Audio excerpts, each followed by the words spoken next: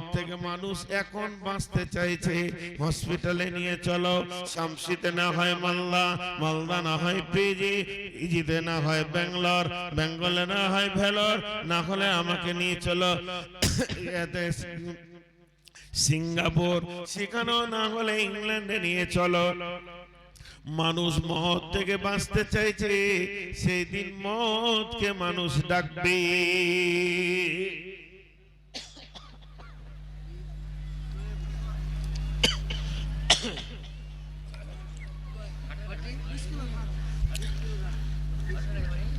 সেই দিন মদকে মানুষ নিজে ডাকবে, মদ আয়।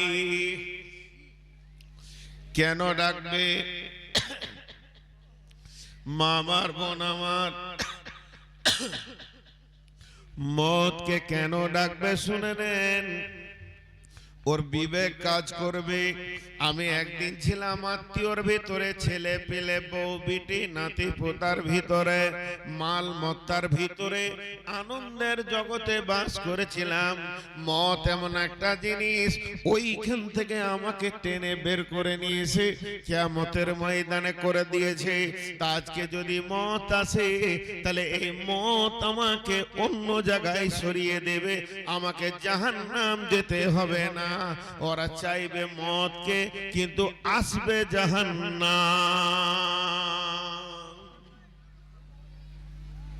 কেমন? একটা উদাহরণ দিলে বুঝতে পারবেন। আমাদের এই একটা বাঙালি ছেলে কুয়েত গেছে কাজ করতে, তো হোটেলে খেতে বসেছে, তো ওকে তরকারিটা নুন কম হয়েছে মনে হচ্ছে, দিয়ে হোটেলের লোককে বলছে লবণ দেন, লবণ লবণ লবণ দেন। লবণ মানে নুন, ও বাংলাতে বলছে লবণ, আর লবণের আরবি হচ্ছে দুধ। লবণ মানে দুধ। ও চেয়েছে নুন, আর হোটেলওয়ালা এক গ্লাস দুধ দিয়েছে। খেয়ে এসে বাইরে বলছে কি ভালো হোটেল রে, নুন চাইছি তো দুধ দিছে, কিন্তু তুই যে বলেছিস লবণ, লবণ মানে দুধ।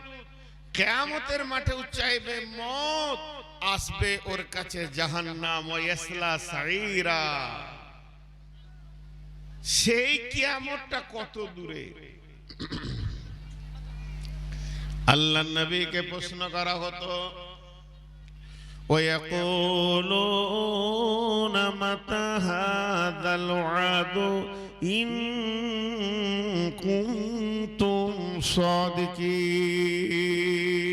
صادقين। এটা কোনো মুমিন মানুষের প্রশ্ন নয়, এটা কোনো মুমিনের প্রশ্ন নয়, বরং ইহুদি নাসারা বা প্রশ্ন করতেন, হিবরেরা প্রশ্ন করতেন, পাদ্রীরা করতেন। সেই জামানার বেঈমান মুশরিক মুনাফিক কাফেররা রাসূলকে প্রশ্ন করত, ওয়ায়াকুলুনা মাতা হাযাল ওয়াদু ইন কুনতুম সাদিকিন।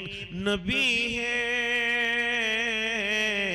আপনার মুখে শুনে আসছি কিয়ামত কিয়ামত কিয়ামত, তাহলে বলেন ওই কিয়ামতটা কখন হবে?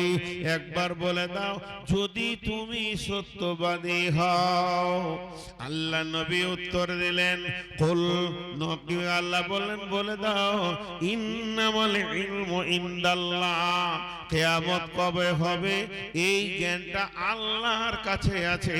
ওয়া ইন্নামা আনা নাযীরুম মুবিন, আমি তোমাদেরকে শুধু ভয় দেখাতে এসেছি। আমি ভয় দেখাতে এসেছি। আজকে আমি চেয়ারে বসেছি কেন? আপনাদেরকে ভয় দেখাতে বসেছি যে কিয়ামতকে ভয় করেন। এটা আমার উদ্দেশ্য। আখিরাতকে ভয় করি, কিয়ামতকে ভয় করি, কিয়ামতের দিনকে ভয় করি। কিন্তু ওদের মন ভরতো না, মন ভরতো না। আল্লাহ তাবারাক ওয়া তাআলা এবার শুরু করলেন, আম্মা ইয়াতাসাআলুন।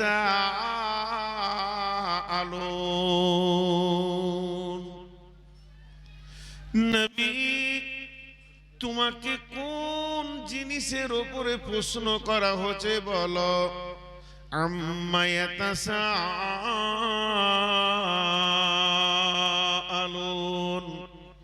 কি ব্যাপারে ওরা প্রশ্ন করে? আনিন নাবাইল আযীম, বিরাট বড় খবরের ব্যাপারে তোমাকে প্রশ্ন করে। আল্লাযী হুম ফীহি মুখতালিফুন, এ ব্যাপারটা নিয়ে তোমার ভিতরে কনফিউশন সৃষ্টি করে, উলঝন পয়দা করে, দোদুল্য করে দিতে চায় তোমার মনকে। বলে দাও কাল্লা সায়ালামুন সুম্মা কাল্লা সায়ালামুন। কোন ব্যাপারে তারা তোমাকে প্রশ্ন করে? বড় খবর, কিয়ামতটা বড় খবর কেন? একটু বুঝবেন মন দিয়ে। কিয়ামতকে সব থেকে বড় খবর বলা হয়েছে কেন? ও আমার মা বোনেরা, বাপ ভাইরা, একটু বুঝবেন।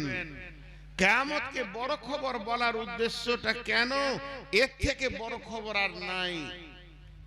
দেখেন, একটা রেল যদি অ্যাক্সিডেন্ট হয় শামসিতে, আল্লাহ মাফ করুক, এ খারাপ কাজ যেন না হয়, একটা রেল যদি অ্যাক্সিডেন্ট হয় 2000 লোক পেরেশানিতে পড়ে যাবে, 20,000 লোক দূরে আসবে, ওদেরকে উদ্ধার করব, চল চল ওদেরকে উদ্ধার করব, চল।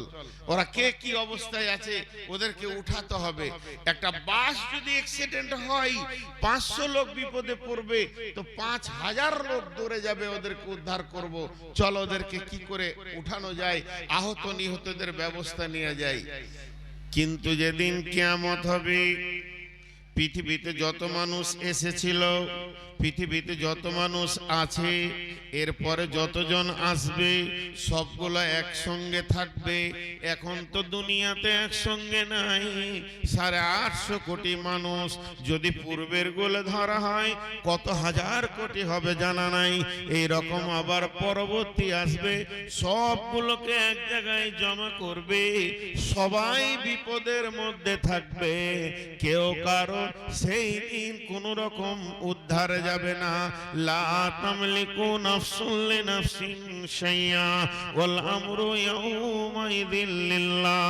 হযরত আদম বলবে নাফসি নাফসি, শীস বলবে নাফসি নাফসি, সুলাইমান বলবে নাফসি নাফসি, দাউদ বলবে নাফসি নাফসি, ইব্রাহিম বলবে নাফসি নাফসি, ইসমাইল বলবে নাফসি নাফসি, মুসা বলবে নাফসি নাফসি, ঈসা বলবে নাফসি নাফসি, হুদ বলবেন নাফসি নাফসি, সালেহ বলবেন নাফসি নাফসি, ইসমাইল এমনকি শীস বলবে নাফসি নাফসি, ইদ্রিস বলবে নাফসি নাফসি, ইউসুফ বলবে নাফসি নাফসি, ইয়াকুব বলবে নাফসি নাফসি। যতগুলো নবী এসেছেন, পাবলিক তো দূরের কথা, নবীরা করবে নাফসি নাফসি। হযরতে নূহ আলাইহিস সালাম হাঁটুটা মাটিতে গেড়ে দিয়ে গোড়ালির উপরে পাছা রেখে হাত তুলে জাহান্নামকে দেখে কাঁদতে শুরু করবে, রব্বি, আমি আমার ছেলের জন্য বলিনি, আমি আমার বিবির জন্য বলিনি, আমি আহাল পরিবারের জন্য দরখাস্ত দিইনি, নাফসি নাফসি। আল্লাহ তুমি আমাকে বাঁচাইলেই বাঁচাও, আর আমার কারো প্রয়োজন নাই। শুধু একজন বলবে উম্মতি উম্মতি, আখিরি নবী নবী মুহাম্মদুর রাসূলুল্লাহ সাল্লাল্লাহু আলাইহি ওয়াসাল্লাম। তারপরও আল্লাহ বলে দিয়েছেন ইয়াউমা লা তামলিকু নাফসুন লিনাফসিন শাইআ ওয়াল আমরু ইয়াউমাইযিন লিল্লাহ।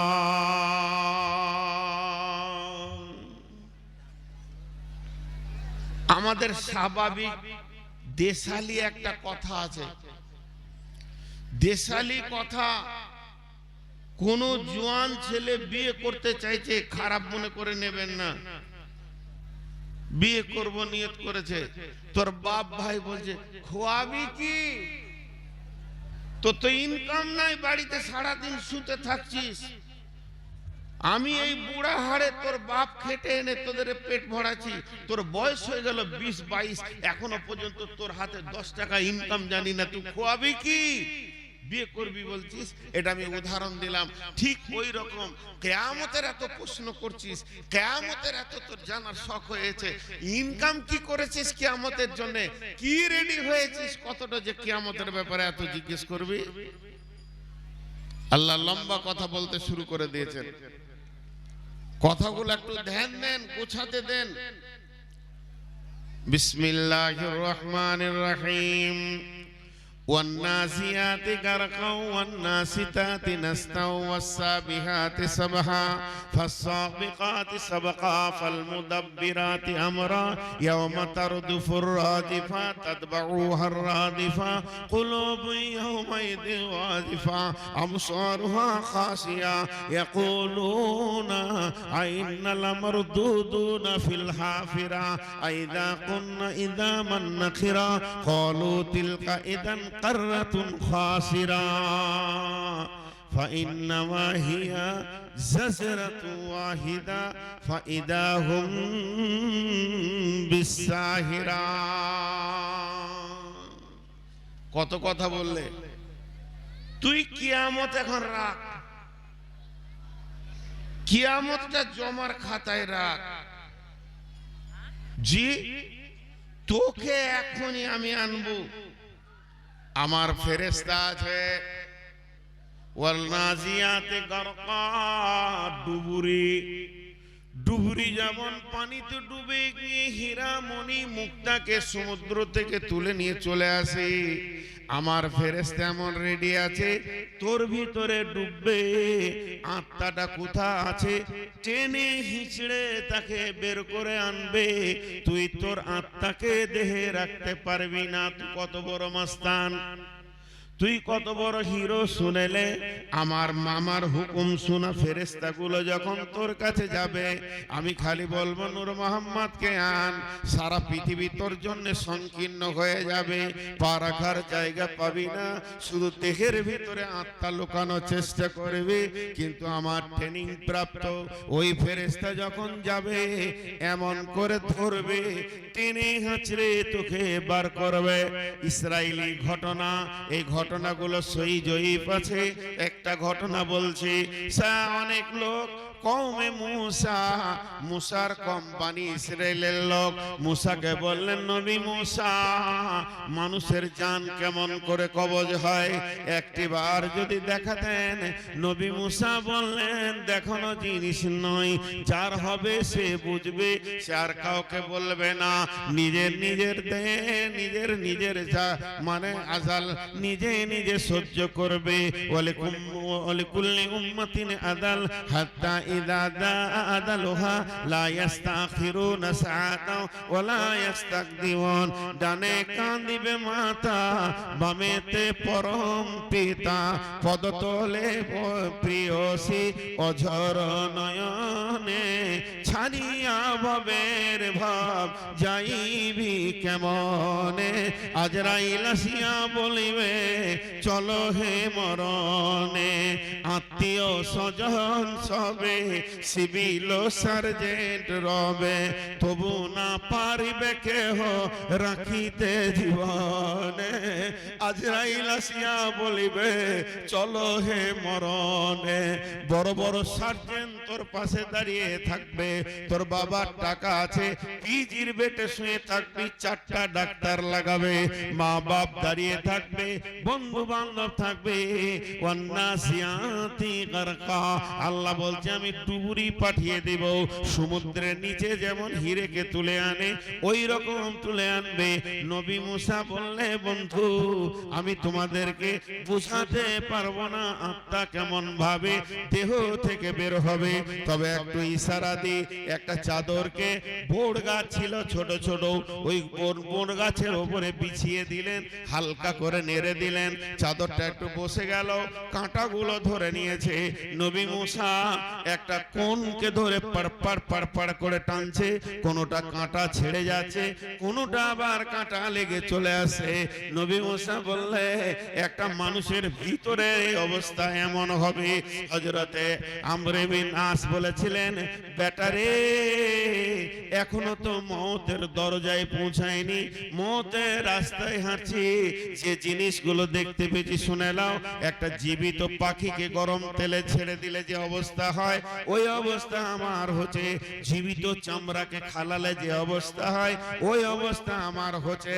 হে বেটা, তোমার আল্লাহ, তোমার বাপের আল্লাহ এতদিন তোমার বাপকে নাক দিয়ে শ্বাস দেওয়ার ব্যবস্থা করেছিল, এখন তোমার বাপের আল্লাহ তোমার বাপকে ছুঁচের ছিদ্র দিয়ে নিঃশ্বাসের ব্যবস্থা করে দিয়েছে।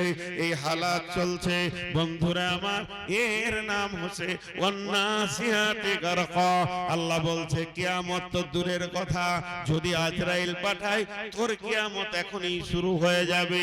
ওয়ান্নাসিতাতি নাস্তা, পরে পরেই বলে দিলেন মুমিনরা যদি ভয়ে খেয়ে যায়, এই জন্য আল্লাহ দ্বিতীয় নম্বরে বলে দিলেন ওয়ান্নাসিতাতি নাস্তা।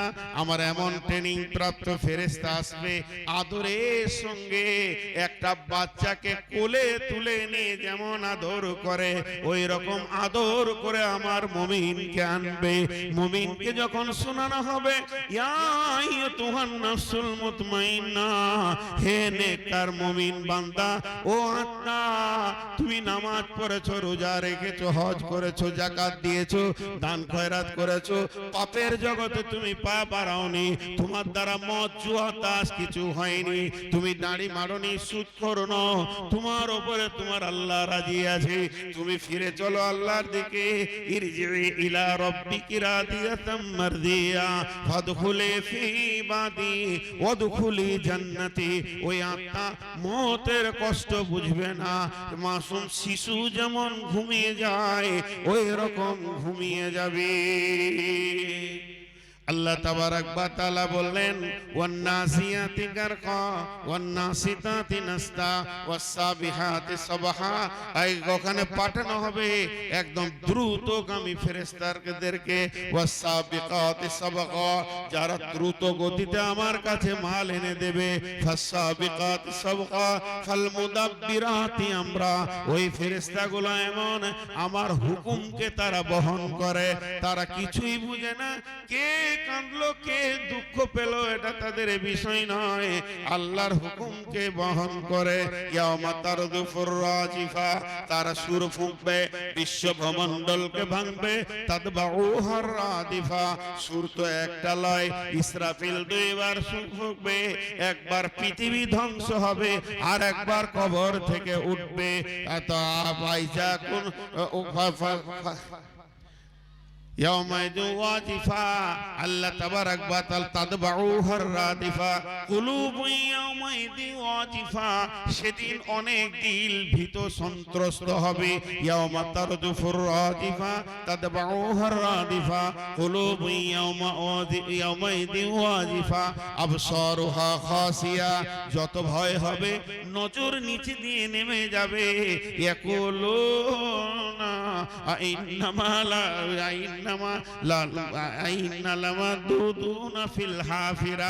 হায় আফসোস, আবার কি আমাদেরকে ফিরে যেতে হবে?